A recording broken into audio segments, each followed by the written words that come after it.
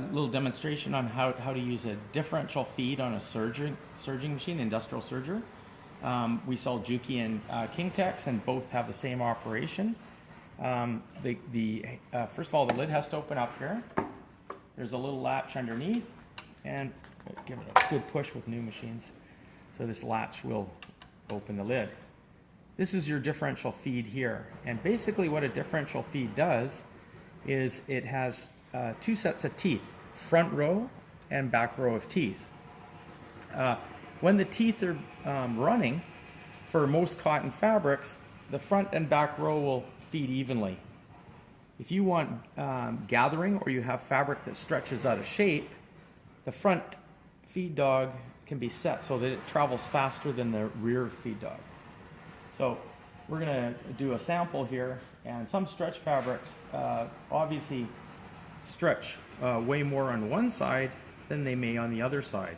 Okay? So before I make any adjustments, for instance here,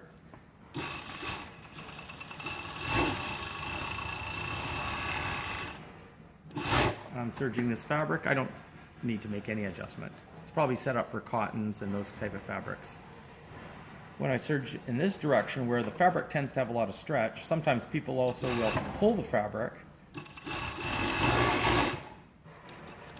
on a long piece of fabric. That fabric will wave and cause a wave in the fabric.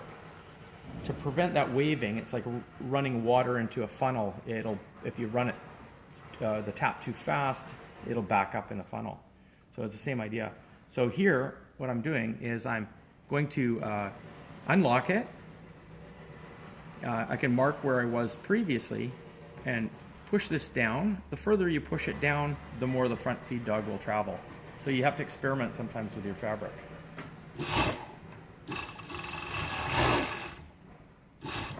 And on the stretchy side, it won't stretch out. It doesn't stretch out of shape.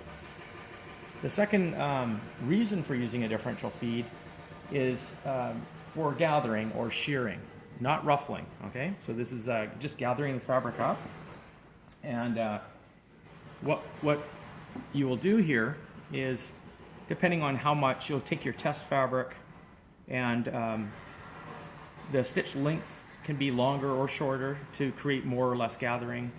You can adjust your tension to gather more. But just with differential feed alone, I've left it where it is for the stretch fabrics that we're sewing.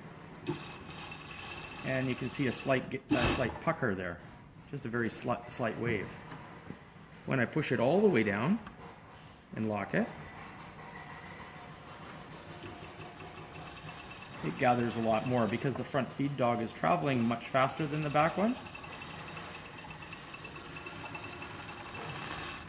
And that's how you can get gathering by using your differential feed. And that's it.